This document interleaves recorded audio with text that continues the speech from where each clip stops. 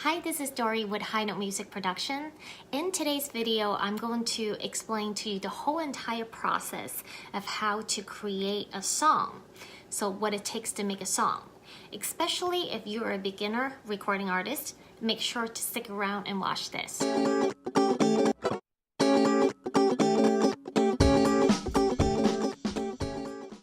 Before we even think about recording, we have to have a song idea first. That's the very first stage in making a song. So what is a song idea? A song idea consists of catchy melodies and great lyrics. Now, just because you have the melodies and lyrics in place for your song, you're still not quite ready to record yet because you still need to produce it. Whether you're gonna produce it yourself or to hire someone to produce it for you. Now, I'm not talking about acoustic songs. An acoustic song means just like the guitar version. Usually you have one vocal track, one guitar strumming track, and maybe one finger picking pattern track. So total 2 or 3 at the max. You're keeping it simple, easy listening. That's acoustic song. But the song I'm talking about producing here is a full-blown, fully produced song with many different tracks. Before you can record your song, you as a producer, or like I said, if you're going to hire someone to do it for you, will have to come up with the ideas of what instruments to use in the arrangement to build your bare-bone acoustic song. If you're in a band, each one of you plays a different instrument and you guys have already practiced the song over and over, or might have even played in front of people before and are happy with the arrangement, then I say you guys would be ready to record. But if you're a solo artist like a lot of us are, you'll have to figure out the different instruments and arrangement choices to best fit your songs, and that's exactly what we teach inside our production course. When the time comes to record, I just want to go over this real quick because I get a lot of people asking me if they should record in a professional recording studio or a home studio. Of course, there are some advantages to record in some professional recording studios because they usually have expensive, top-of-the-line analog equipment. Besides that, usually their staff are right there to provide you with the mic setup, recording techniques, and so forth. But with today's technology, instead of buying outboard gear, we can just use the plugins that emulate analog hardware. So to record a pretty impressive demo, home studio will do the job just fine. The only disadvantage I'll say about recording in a home studio is that you don't have anybody there to help you monitor your recording. So you'll have to at least have the knowledge to help yourself through the process. But the good news is it's not rocket science. Recording skills can be learned. Unless you don't want to learn it, just like anything else, pay people the money for their service. They'll do it for you. So my advice for you is, unless you have a lot of money laying around or don't mind spending the money, I would definitely recommend the home recording studio route. When working inside a DAW, your digital audio workstation software, you're dealing with 2 types of signals. You either record audio or MIDI. Audio is like when you record vocals that you sing into a mic, or recording yourself playing the actual physical instrument. MIDI, it's data that is generated by a keyboard. We also call that the MIDI controller. The data must be connected to a sound source in order for you to hear the sound. And the sound source would be the different digital instruments that you're going to choose for your track. I personally record almost all MIDI tracks, except for vocals, or occasionally I record myself playing a strumming guitar. But 90% of the music that I compose are MIDI tracks. There are many benefits of using MIDI instruments. For example, you can easily switch between instruments, let's say turning an organ sound into a violin with just one click. And even if you knew how to play all these instruments, you wouldn't be able to have the room to store the whole orchestra instruments at home anyway. So basically what I'm trying to say is, you can write and record with tons of instruments that you normally wouldn't have access to. And you can only do that with MIDI. And that's why I love MIDI so much and why I think MIDI is so powerful. Now, one thing I want to point out with recording MIDI is I absolutely love using virtual instrument plugins. You can play a simple chord on a keyboard, a MIDI controller. The virtual instrument plugin will generate different patterns for you, which helps you create your music faster, better, and easier. So instead of having the skills to play all the fancy piano arpeggios or guitar licks, you can choose different patterns inside the virtual instrument plugin and it'll do it for you.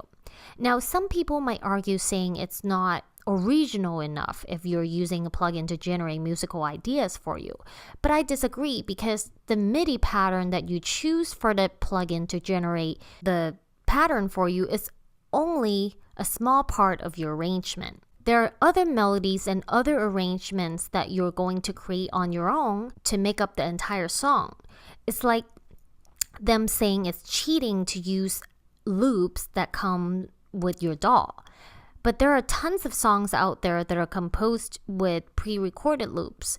So if anybody ever says that to you, you can just give them this explanation. You can tell them that MIDI patterns that are generated by a virtual instrument plugin is only a small part of the arrangement.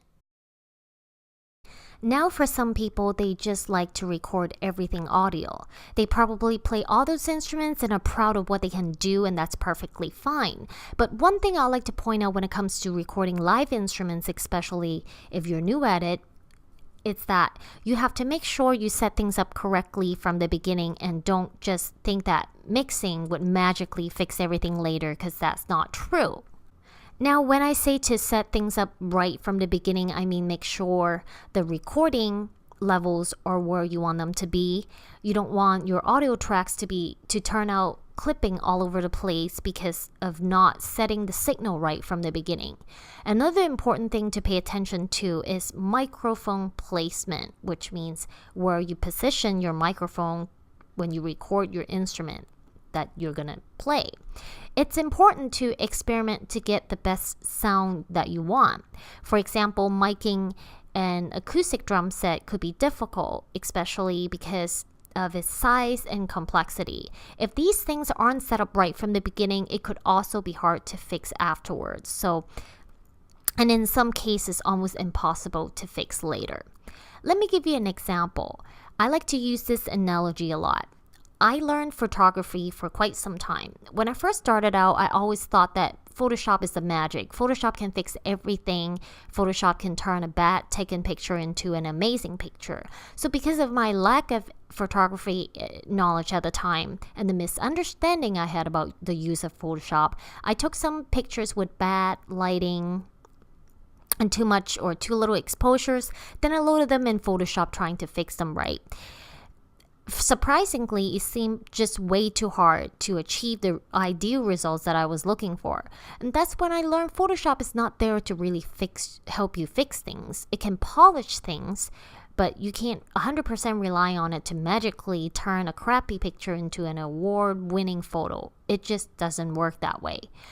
Taking out certain objects in a picture is like editing a track. To polish a picture to make it look amazing, it's like the mixing process.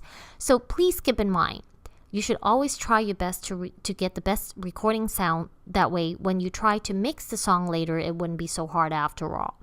And if your recorded tracks turn out to be that bad anyway, maybe clipping all over the place, or maybe your vocals are terribly out of tune, most likely you're gonna have to end up re-recording them anyway, because you just can't make the impossible possible. So make sure you do it right from the recording stage. So when you're done recording, now we're on to the editing stage. When editing MIDI, for example, if you accidentally recorded a wrong note, you can delete it easily and change to whatever notes you want. You can also change the length of the notes, also adjust how loud or how soft you want certain notes to be. If you didn't record your notes in time, you can also fix them by clicking the quantize button to snap the notes in place. When editing audio, we can edit the pitch and also remove and clean up any unwanted noise happened during the recording process. And also you can crossfade all audio tracks to eliminate pops and clicks, which I have explained in other of my tutorial videos before. And if you recorded several takes of the same phrase, you can choose to use the best parts of the different takes and combine them into one. Once you've finished editing everything, it's time to mix. Like I explained in my What is Mixing video, the goal of mixing is to blend all the different recorded tracks together in order to bring out the best sound as a whole by using different effects, which we do explain each of the mixing steps in details inside our mixing course. The final stage of this music production chain is mastering. The final step allows us to bring a great sounding track already, meaning a fully mixed song, up to the required level so it's competitive enough with the professional songs you hear out there. Now, many people get mixed up with mixing and mastering. They seem to think that mastering is mixing for some reason. Because over the years, we've had a lot of artists coming to us wanting us to master their songs for them. So we listened to their songs and found out that their vocals are not tuned, timing of some of their instruments were off, things like that. With that said, their songs have not been professional mixed and edited before approaching us. These things need to be taken care of first before you can even think about mastering. So in that situation, they should have come to us for a mixing purpose, not mastering. So now, after watching this video, you might think it's a lot of work.